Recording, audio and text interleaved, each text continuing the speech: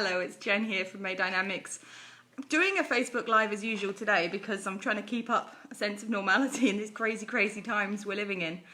But it's not going to be a normal Facebook Live. I usually prepare for these and I haven't today, so I'm going to wing it a little bit. And I'm going to start by giving you all a little bit of an update on where we are personally. And then I'm going to talk through the 5 stages of scalability, which is what we always talk about, and how very appropriate they are right now, and a few strategies that you can use to really help pull yourself up into each of those 5 categories of how your business is going. Okay, so first of all, you may know that Gary and I, between us, we own 3 businesses. One's a gym, one's a strategic business consultant, and one is a home trade and service distributor or platform. So, as of yesterday, the gyms have all closed.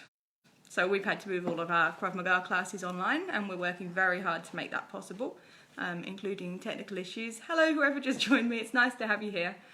Secondly, right now, obviously everybody's cutting costs, so nobody's really interested in strategic business consulting.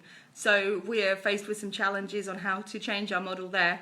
Again, very quickly, to really help people give value now and also position ourselves so that in the future, when the businesses that survive these days are getting stronger again, that they will see us as a partner that they want to work with. So there we're doing some really serious work, apart from pro bono sessions, which we've launched. We're also doing some really serious work around an online offering, so people have got a lot more flexibility about what they want to do. Thirdly, the trades and services platform, again, home visits are a bit difficult to organise at the moment, but we're looking at things that you can do virtually. So things like tutoring, dog training, these kind of things are all perfectly possible to do online. People will need them. And what's more, people are going to be stuck in their homes, and I think after some time there's going to be things like renovations starting up. So we'll be focusing on especially the outside tasks that people can do with minimal social contact to really improve their lives and their homes as well. So that's where we are, working very hard to keep afloat and to not only do that, but also really position ourselves carefully to be even stronger in the future. Okay. Secondly, I was going to talk about our stages. So there are profitability, productivity, magnetism, being systematic, and being scalable. So number 1 in these times, we have to be profitable. It's very tricky. So it's quite often hard to stay profitable when you're faced with internal issues. The problem that's happened now is there are both supply and demand cuts, and that makes it almost impossible for any business out there to be doing business as usual at the moment. So pretty much every business in the world right now is having to vary in some way their offering. And I've looked at 4 different ways that any business should be doing this right now. First of all, look at your range. Look at the products and services that you're already offering. Do a proper break-even analysis on these things, profitability analysis. Look at what's now in demand, because you may find that something that's kind of been the back of your offering is suddenly the most important thing you've got. So, for example, there are lots of distilleries out there who right now have changed from vodka production to hand sanitizer production. Now, who would have thought? In normal circumstances, vodka's always going to be the alcohol of choice. But right now, nobody really wants vodka when they need to keep clean. Once you know, hey Lara, it's lovely to have you here. Once you know what you should be doing, focus on it and make sure you do it really well. Secondly, obviously trim your costs. If there's anything you can drop, do it in general. And that's obviously why May Dynamics, sort of top-end strategic consulting will be suffering at the moment.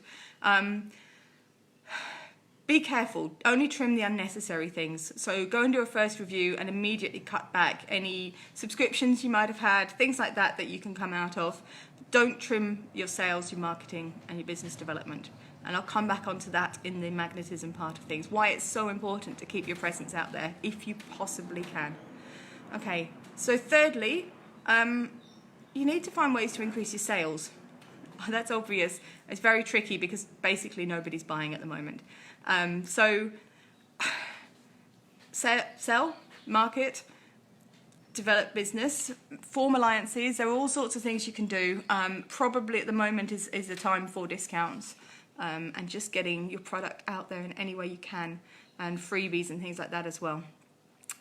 It's not my usual advice, but right now you just need to survive. So you need to be finding any possible way you can to increase your sales in as low cost a way as possible. Okay, and fourthly, it's the time for liquidating assets. If you've got old fleet sitting there, maybe that you've been holding on to, if you've got stock sitting in your store cupboard, which realistically you're just hoarding, it will be a really good time to organise a sell-off and try to get rid of some of that at any value you possibly can. Just put it back into the bottom line of your business so you can be investing it in the right things. Obviously, unfortunately, staff will probably already have been impacted. You need to hold on to people if you can, but you need to stay in business, because bottom line is, if you're not in business, nobody else is in work either. Secondly, productivity. So this is vital. Everybody wants to stay in business. Everybody wants to keep their people on. Give them the chance by, first of all, communicating. I think so many people in the world at the moment are being very frustrated by their leaders not communicating the true facts, not being full and frank and honest in their discussions. And as a result, people are having to go their own way. People are running around in circles, not necessarily making the best informed decisions. Communicate, communicate, communicate. Secondly, delegate and trust. Now, this is something where a lot of really small business owners have an enormous problem with delegating to their staff usually. This is an ideal opportunity. The world has just shifted on its axis, so you need to as well. If you've been holding off giving somebody more responsibility for a couple of years, now's the time to do it. I mean, what's the worst that can happen? Trust them, okay? Give them more power, not less. So they might be doing new activities. Give them higher approval powers, whatever it takes to, if those people that you feel that you can put your trust in, you need to be doing that, because it will decentralize your business. It will allow you to focus on the more strategic parts that mean that you're growing your business. It's very important. And thirdly, and it comes on from the delegating and trusting, ask people. Your staff and the people around you have got so much knowledge and inspiration and value and experience that you should always be asking them. But at times like this, they might just have that novel idea that's going to be the one that saves you, or even puts you on an amazing direction for the future. So ask them for any ideas they have, anything that they would like to be focusing on right now. Give them some projects to do. You know, it may well be that you've actually got less work on, and obviously that's a bad thing, but if you can ride the storm financially, it's a really good time to be getting some of your key staff to invest in specific projects that will really set you up for the future. Same goes for you, of course. If you get to that point where you feel, yep, we can stay in business, but no, I'm not flat out because I don't have 20 new sales coming in a week, it may be the time for you to start focusing on your future and start putting in some structures in place that make you much stronger. And let's face it, sadly, many of your competition won't be there anymore. So if you can ride this out, you will be in a better place anyway. And thirdly, magnetism. Now, this is all about that thing which attracts people to want to work with us, that makes them want to work for us, that makes them want to buy from us, and makes them want to be our partners. Now, this is something you can do for free, because it's all about values, and it's important. So the first one is just be a decent person. Everybody knows about the theory of karma. I think at times like this, it's when most of us start to realise that it actually probably has some sort of implications, even financially, economically, in the real world. Those people who are going out right now and hoarding toilet paper and things, people know about that. The people who are flouting social distancing instructions, people know about that, and they do not want to be associated with those people. And that's not going to disappear. People have got long memories. For the next decade, you will be remembered for how you behave now. So be a decent person. Secondly, add value. If you possibly can, find a way to give back. I think I once read that we make a living by what we get, and we make a life by what we give. It's absolutely true. You know, even when we're struggling, we need to be finding ways that we can give back to other people. Thirdly, and this is really important but really hard, and I understand that, you need to find a way to keep your brand alive. Now, if you're being decent and you're adding value, those two things will go a long way to doing this, because again, people will see you as this shining light. But keep advertising. Now, Facebook, for example, with its business groups, makes it possible to do free advertising, which is fantastic. If you can combine your brand, your visual brand, and you get yourself out there on video and things, if you can combine that with some amazing offers for how you're adding value, then you're going to be really positioning yourself in a great place in that market. Now, bear in mind, right now, any advertising or sales marketing you do may not end up in immediate sales. Now, obviously, that's usually what we're all looking for. We're looking to fill the pipeline. Right now, you're looking to keep your brand alive so that in 3, 4, 6, 10, 12, 18 months' time, you're the one that people think of when they want your service or your product. And fourthly, form alliances. This is a really good time. Everybody's struggling. Reach out and support somebody. There are all sorts of people, and they're not necessarily the obvious ones, that we can be working with. And you know what? It's working on something now, but also potentially building something for the future.